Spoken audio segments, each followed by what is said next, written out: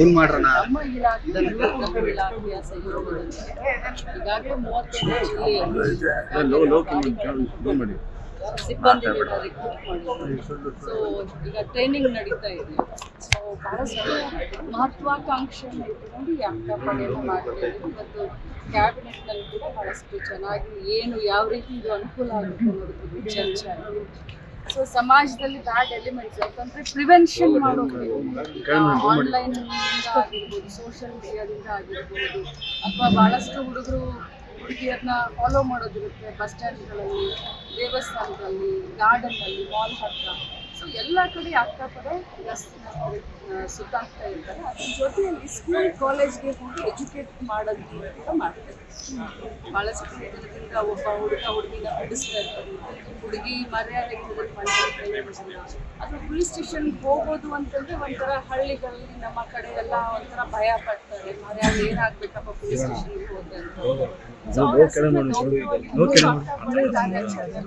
ಬಹಳಷ್ಟು ಆಸೆಯನ್ನು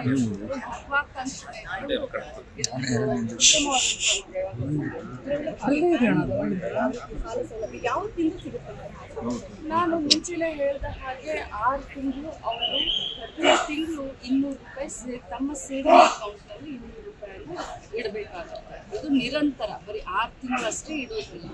ಪ್ರತಿ ತಿಂಗಳು 200 ರೂಪಾಯಿ ಅವ್ರು ಸೇವ್ ಮಾಡ್ಕೊಂಡು ಹೋದ್ರೆ 6 ತಿಂಗಳಿಗೆ ಎಲಿಜಿಬಲ್ ಆಗ್ತಾರೆ. ಅವ್ರು ಒಮ್ಮೆ ಎಲಿಜಿಬಲ್ ಆದ್ರು ಶೇರ್ ಹೋಲ್ಡರ್ಸ್, ನಮ್ಮ ಗೃಹಲಕ್ಷ್ಮಿಯ ಶೇರ್ ಹೋಲ್ಡರ್ಸ್ 6 ತಿಂಗಳು ಎಲಿಜಿಬಲ್ ಆಗ್ತಾರೆ. 6 ತಿಂಗಳು ಆದ ತಕ್ಷಣ ಯಾರ್ಯಾರು ಅಪ್ಲಿಕೆಂಟ್ ಇರ್ತಾರೆ ಅವ್ರನ್ನೆಲ್ಲರನ್ನೂ ಕೂಡ ನಮ್ಮ ಕಮಿಟಿ ಇರುತ್ತೆ. 3 ಜನರು ನಮ್ಮ ಕಮಿಟಿ, ನಾನು ಅಧ್ಯಕ್ಷೆ ಇರ್ತಾರೆ, ಸೊ ಸೆಕ್ರೆಟರಿ ಅವರು, ನಮ್ಮ ಡೈರೆಕ್ಟರ್ಗಳು. ಸೊ 8 ಜನ ಚುನಾಯಿತ ಡೈರೆಕ್ಟರ್ಗಳು ಬರ್ತಾರೆ ಈ ಒಂದು ಬ್ಯಾಂಕ್ನಲ್ಲಿ. ಸೊ ಆ ಕಮಿಟಿ ಎದುರುಗಡೆ ಇಟ್ಟು ಸ್ಕ್ರೂಟ್ನಿ ಮಾಡಿ ಒಂದು ಕಮಿಟಿ ನಮಗೆ ಕೊಡ್ತಾರೆ. ಸೊ ಕಮಿಟಿನಲ್ಲಿ ಇಟ್ಕೊಂಡು ನಾರ್ಮ್ಸ್ ಕಂಡೀಷನ್ ಅಂತ ಜಾಸ್ತಿ ಇರೋದಿಲ್ಲ, ಅದನ್ನು ಸ್ಪಷ್ಟವಾಗಿ ಹೇಳ್ತೀನಿ.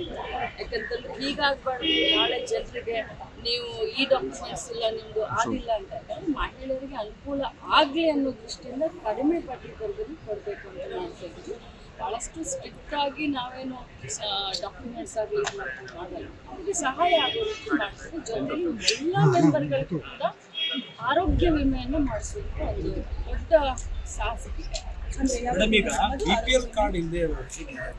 ಆರೋಗ್ಯ ವಿಮೆ ಯಾವತ್ತಿಂದ BPL ಕಾರ್ಡ್ ಹೌದು, BPL ಕಾರ್ಡ್ ಅನರ್ಹ ಆದ ತಕ್ಷಣವೇ ಗೃಹಲಕ್ಷ್ಮಿಗೆ ನ್ಯಾಚುರಲ್. ಬಟ್ ನಾವು ಹೇಳಿದ್ದು BPLಗೂ ಕೊಡ್ತೀವಿ, APLಗೂ ಕೊಡ್ತೀವಿ, ಅಂತ್ಯೋದಯಕ್ಕೂ ಕೊಡ್ತೀವಿ. ಯಾರು ಇನ್ಕಮ್ ಟ್ಯಾಕ್ಸ್ ಮತ್ತು GST ಪೇ ಇಲ್ಲ ಅಂಥವ್ರಿಗೆಲ್ಲರಿಗೂ ಕೊಡ್ತೀವಿ ಅಂತ ಹೇಳಿ.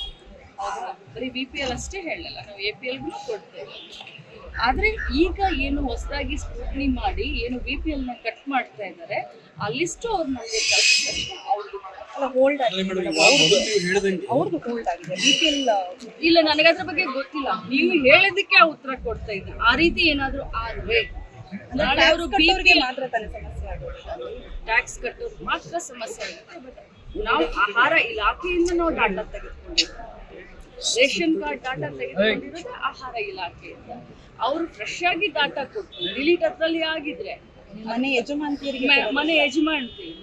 ಸೊ ಅವಾಗ ನ್ಯಾಚುರಲ್ ಆಗಿ ಈಗ ಇಷ್ಟು ದಿನ ಕೊಡ್ತಾ ಇದ್ರಿ, APL ಕೊಡ್ತಾ ಇದ್ರಿ, BPL ಮುಂದೆನೂ APLಗೂ ಕೊಡ್ತೀವಿ, BPL ಕೊಡ್ತೀವಿ. ಒಂದೇ ಕಂಡೀಷನ್, ನಾನ್ ಟ್ಯಾಕ್ಸ್ ಪೇ, ನಾನ್ GST pay. Madam, February March ಆರ್ಥಿಕ ಇಲಾಖೆಯಿಂದ ದುಡ್ಡು ರಿಲೀಸ್ ಆಗಿದೆ. ಒಂದ್ ವೇಳೆ ಆಗದೇ ಇದ್ರೆ ತಾವು ಮತ್ತೆ ಮನವಿಯನ್ನ ಮಾಡ್ಕೋತೀರಾ? ಖಂಡಿತವಾಗ್ಲೂ ನಾನು ಮನವಿ ಮಾಡ್ಕೊಳ್ಳೋದಿಲ್ಲ, ಮನವಿ ಅಲ್ಲ,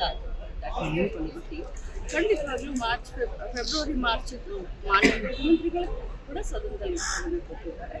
ನಾವು ಮತ್ತೆ ಪದೇ ಫೈನಾನ್ಸ್ ಡಿಪಾರ್ಟ್ಮೆಂಟ್ಗಳು ಕೂಡ ನಾವು ಕೇಳ್ಕೊಂಡಿದ್ದೀವಿ. ಬಿಡುಗಡೆ ಅವ್ರು ಯಾವಾಗ ಮಾಡಿದ ತಕ್ಷಣ ರಾಜ್ಯದ ಯಜಮಾನಿಗಳು ಫೆಬ್ರವರಿ ಮಾರ್ಚ್ ಖಂಡಿತವಾಗ್ಲೂ ಯಾವತ್ತು ಫೈನಾನ್ಸ್ ಡಿಪಾರ್ಟ್ಮೆಂಟ್ ಕ್ಲಿಯರ್ ಮಾಡುತ್ತೆ ಅವತ್ತು ನಾನು ಬಟ್ ಯಾವತ್ತು ಆಗ್ಬೋದು ಪದೇ ಹೇಳ್ತೇವೆ.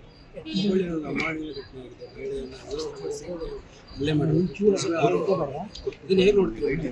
ನೋಡಿ, ಮೊದಲು ಒಂದು ದಿನ ಪೊಲೀಸರು ತಾವೇ ಎಲ್ಲ ತೋರಿಸಿದ್ದೀರಾ. ಸ್ಥಳೀಯ ನಮ್ಮ ಇಲಾಖೆಯ DDS ಆದ್ರೆ ಎರಡನೇ ದಿನ ಮಾಧ್ಯಮದಲ್ಲಿ ತಾವೇ ಎಲ್ಲ ತೋರಿಸಿದ್ದೀರಾ ಯಾವ ರೀತಿ ಘಟನೆ ಸೋಷಿಯಲ್ ಮೀಡಿಯಾದಲ್ಲಿ